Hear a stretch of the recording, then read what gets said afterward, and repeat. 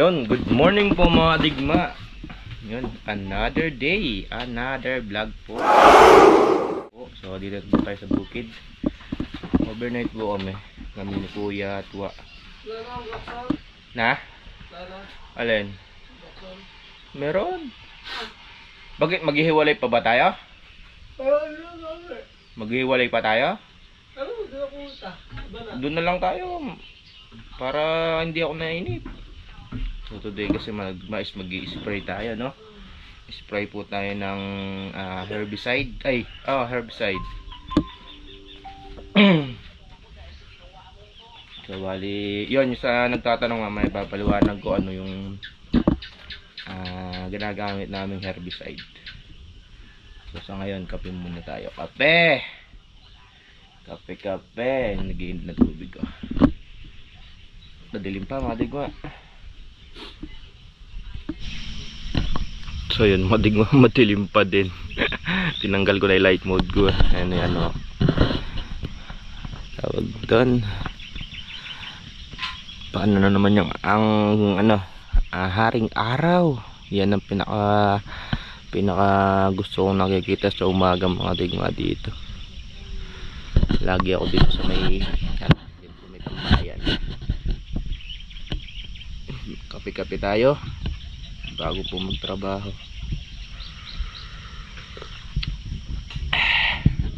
Dati parang gala lang, di ba mga digma? Yan, ano yan, yung palay na yan bago sabog lang. Ngayon ano na po, buntis na at yung iba sumasapaw na. Diyan din kuha yun ayun ganyan yun ang bilis talaga ng panahon.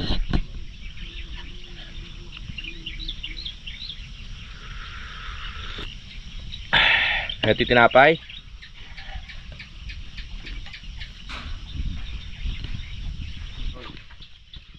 Yan, tara na po. Pwede na yan, pwede na.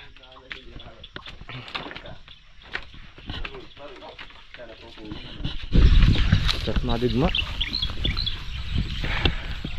Ano na rin yung palay namin dito. Namimilog na rin, no?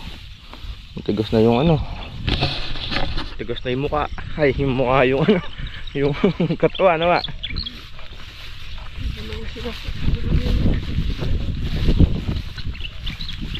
Sarap mag-spray pagka ganyan, malamig.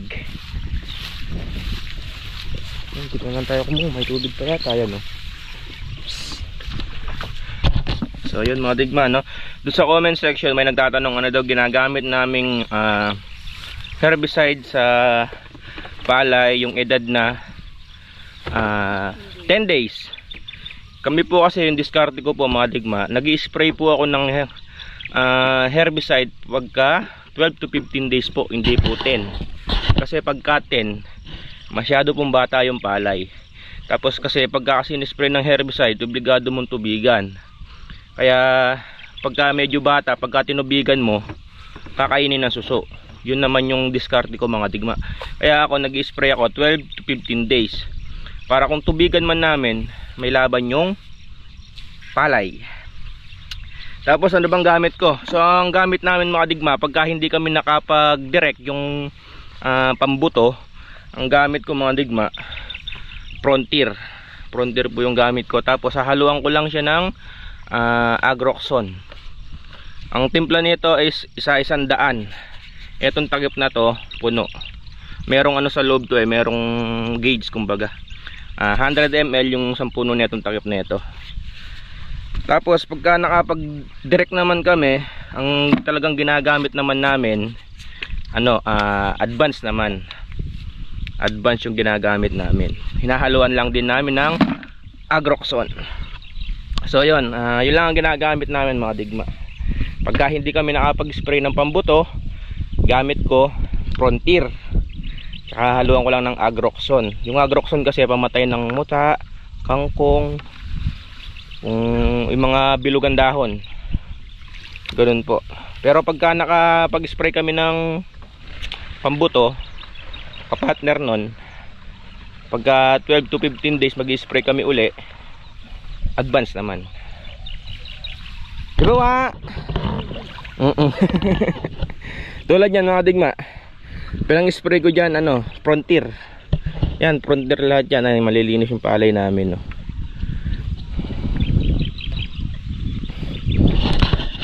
Doon sa taas, sa maraming muta. Ayun, tingnan nyo mga digma.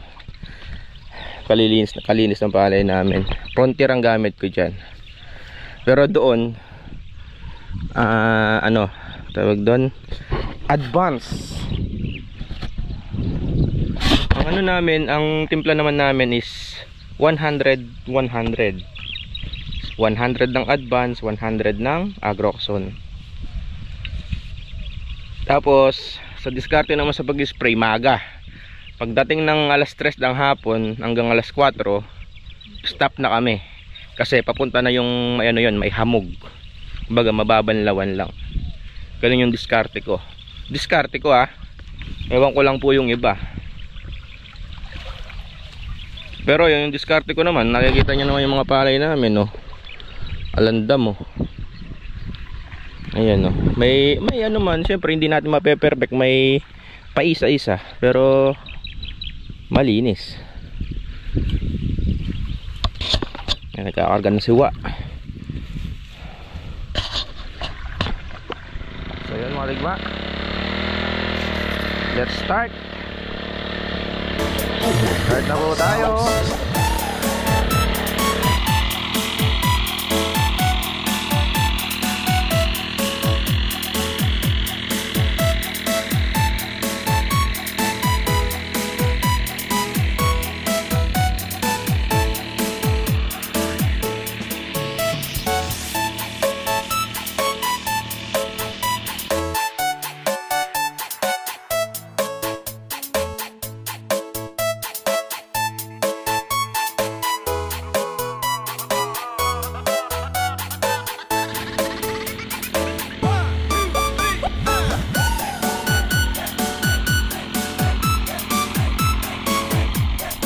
So ayun madigma, tapos na po tayo mag-spray.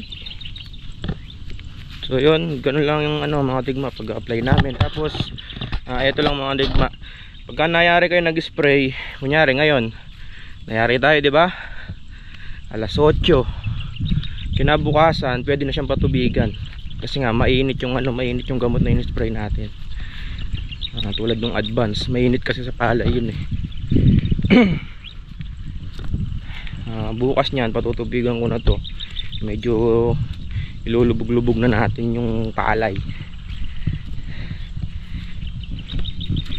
Kaya nag-i-spray kami ng ganon, ng ganito 12 to 15 days ganon.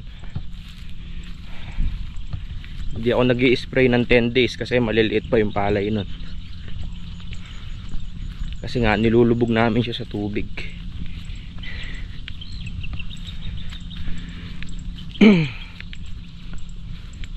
So mamayang hapon lang makikita mo na yung mga damo niyan, mga yuko na silang lahat. Ganun lang mga digma, ganun lang ang pag-apply ko. Meron kasi sa comment section na nagtatanong ano daw ginagamit ko. So ayoko naman mag-reply sa comment section. Gusto ko yung mapaliwanag ko ng mabuti.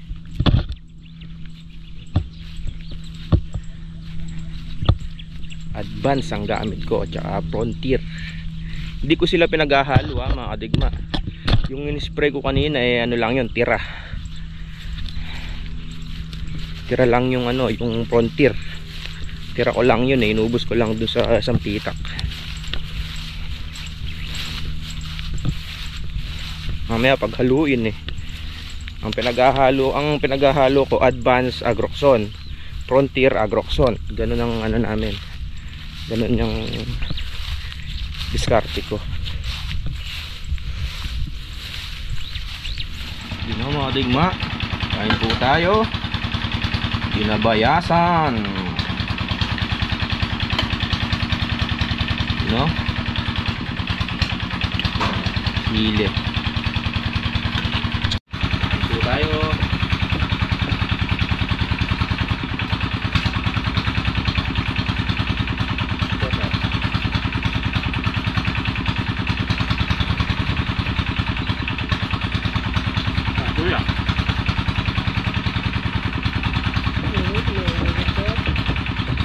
Brother, manta na.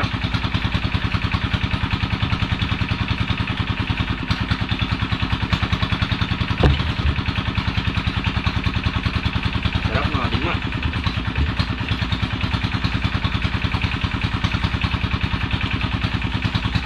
Ano na to? Heavy breakfast.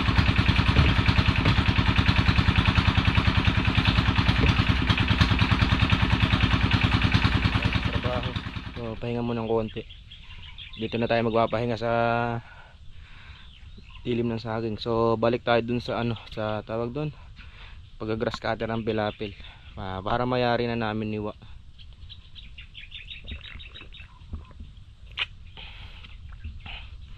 Pahinga muna tayo. Dahil puso na saging oh. Yun po oh.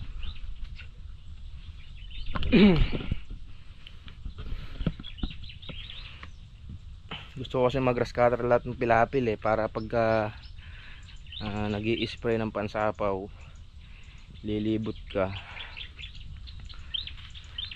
maganda lumibot. Tsaka natatakot din ako baka mamaya may ulupong.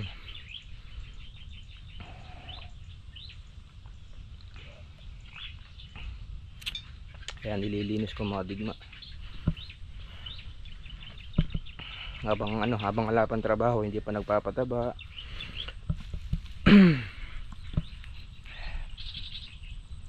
Dito na tayo magpahinga.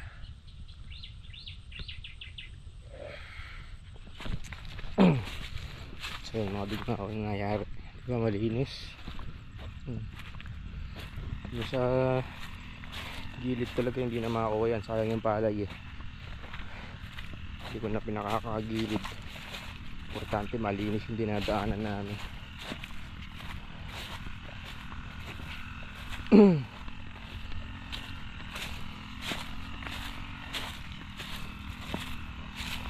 Yung siwa.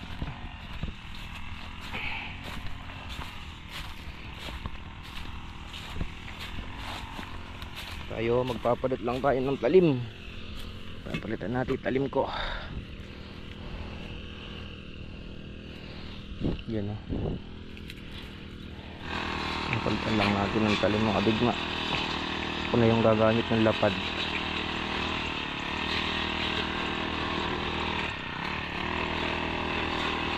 Lapad.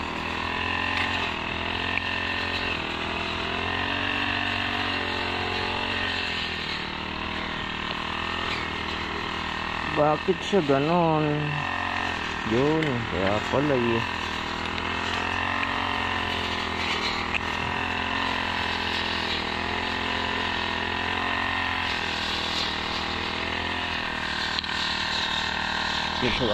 Gawa.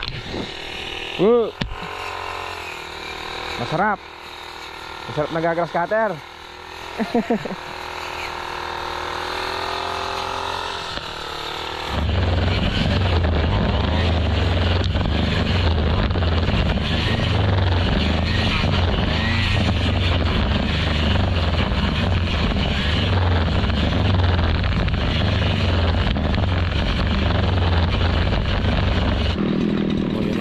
Diba? Ganda ng dinadaanan, malinis na siya. Yun mga digma, tapos na po yung ating trabaho. So, ubo na naman tayo.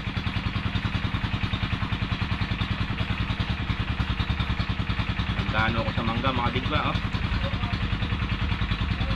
Saka alamang. You know? Selecta. Dala tayo ng mangga.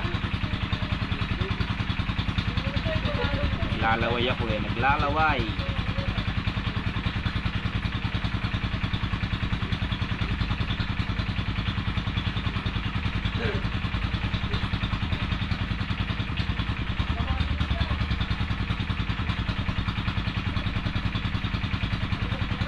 You know?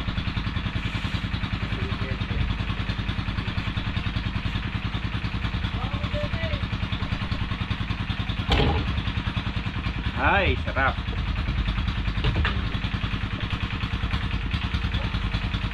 You know?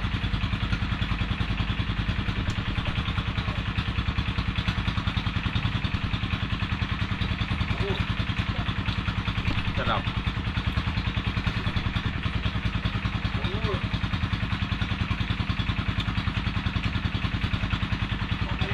Lasa naman digma, lasa sa riguelas.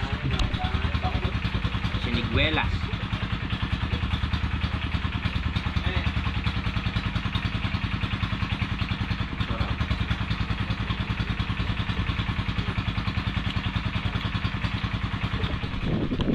So yun mga digma, bawi na yung mga saging oh. Dati wala mga na yun, alaman dahon no? Ngayon yung ano yung dahon, lakas ng hangin. Yan na, bawi na. So bali isang buwan pa siguro ano na yan, malalaki na sila. So yun mga digma, uwi na po kami. So hanggang dito lang itong video na to. Shoutout sa mga solid ka digma. Next vlog mga digma, and ciao, Orsi.